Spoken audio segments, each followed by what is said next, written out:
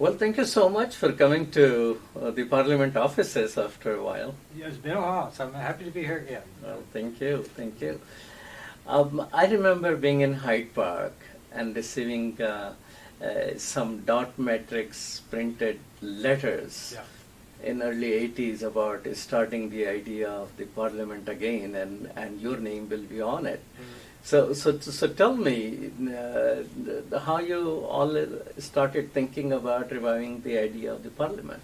Well, actually, it started with us at the Vivekananda Vedanta Society. What happened is that two of our monks, Swami Tapasananda and Swami Sarveshananda, they came down from Ganges, Michigan, and this is about 87, 86, and they were saying, the centenary of the first Parliament is coming up in 1993, somebody should be doing something about it.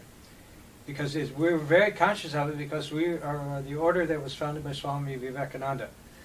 And then Sarveshananda and we went around, started talking to people, and what we found is that everybody thought it was a good idea, but that nobody was doing anything about it.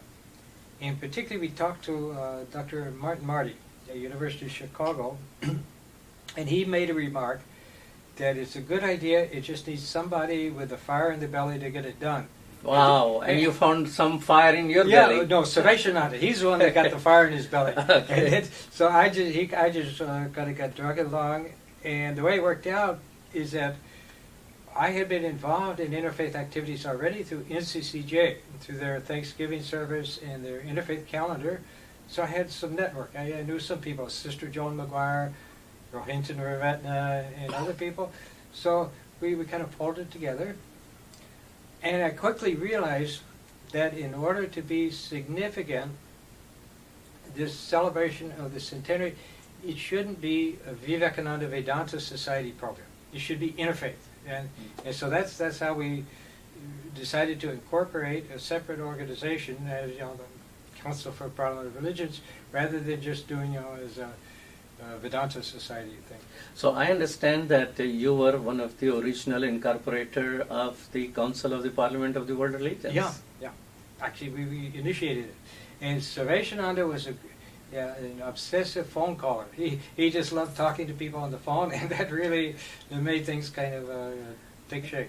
All right, so you equipped with Macintosh and dot matrix printer, and he with the phone call. Yeah, doing that, and traveling around, meeting people. And the thing, it was an idea that sold itself. That everybody, as soon as you mentioned it, said, yes, this is a good idea. And so it quickly grew and got established. So you probably attended almost every parliament? I missed the one in Cape Town. I've been to first one in Chicago, and then I went to the one in Barcelona, the one in Melbourne. Okay, all right. Now you have been trustee, and now you're trustee emeritus. How you have seen Parliament evolve during this period, or the idea of interfaith itself? Well, I think one thing is that the Parliament, has become a major movement in the interfaith movement. These parliaments that we have, they bring like 7,000 people, interfaith people from all over the world. I mean, it's a kind of special role that the council plays. And I think it's become a very significant role. So Hindu community has been involved in this sense from the very foundation. Right. Of the Parliament. Right. How has been the participation of the Hindu community when it comes to the actual event of the Parliament in Barcelona and Chicago, as well as in Melbourne?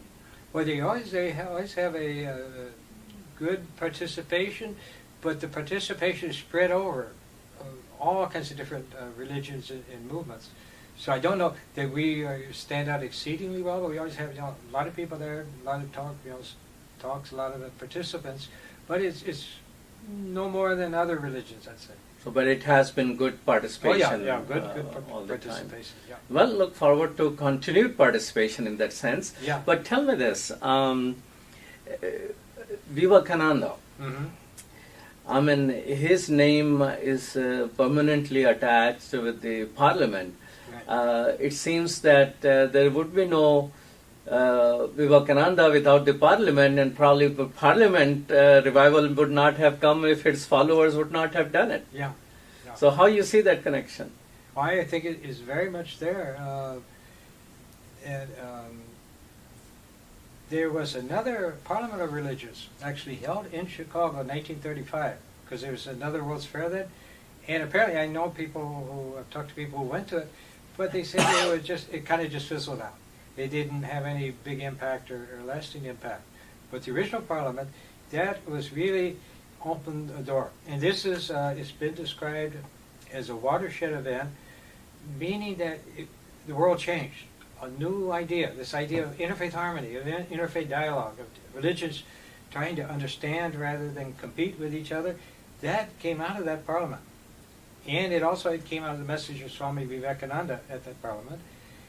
And secondarily, Swami Vivekananda at that Parliament, he introduced Hinduism into America. He was the first one ever to come from India and speak on Hinduism in America. And it took time for it to blossom, but the whole idea of the inner aspect of religion, of meditation, of yoga, things like this has gradually become a part of American culture. Now, tell me this. You just mentioned in 1935 there was some effort to do the There parliament? was a World's Fair. Yeah, there's a World's Fair, and along with that, there was some kind of little Parliament of Religions. But people went to said, just didn't really click. Yeah. Yeah, but somebody need to be writing about that, because that's a missing link. People talk about 1893, then revival in 1993, then periodic it went on, but people don't talk about 1935. Yeah, it was just kind of forgotten. But there was, I think, a World's Fair in Chicago that year. But the whole thing was just much low-key. Actually, the Columbian Exposition itself was a tremendous thing. When you see pictures, all done, it's just beautiful. And all the latest technology that had just come out was all there. And so it was quite an amazing, one of the greatest of all the World's Fairs. Now, you are throwing a big celebration in Chicagoland. Probably it is going to be the largest celebration, considering about 1,500 people, and it's quite a bit international. So on the 150th anniversary, birth anniversary of Swami Vivekananda. So tell us about that. Well, that's coming up. Celebration is called Chicago Calling. It's going to be held here at the Hilton Chicago on November 9th and 10th. And there's other programs going on. We have an international monks conference, there'll be an international devotees conference, and like that, people coming from around the world. See, this 150th birth anniversary of Swami Vivekananda has been celebrated in a very big way in India. Celebrated since 2010, things have been going on. The Indian government has a national committee headed by the Prime Minister to oversee kind of the celebrations. So it's a very big thing, particularly in India. And everybody's looking to Chicago to do something special. So that's why. And for example, just recently, the University of Chicago established a chair, Swami Vivekananda Chair of Indian Philosophy. The Art Institute established the Swami Vivekananda Memorial exchange program between curators of the Art Institute and museums in India. Good. And like that, so many big things have been happening. Yeah, and on November 16th, Parliament of the World's Religions are going to have our celebration, which combines 120th year of the founding of the original Parliament, as well as of the Vivekananda speech there as well. Yeah, and that's also part of our celebration, because the 120th anniversary of the Parliament, as well as Swami Vivekananda's anniversary. Well, I look forward to speaking at your event, and I hope you will be speaking at our event. I'll be happy to. Yeah, it'll be a wonderful thing. And it's a good, and it just happened to follow 1 week after another, yes. So we got some continuity. Yes. Well, thank you so much for coming to our office. I look forward to working with you. Okay, very good. Thank you.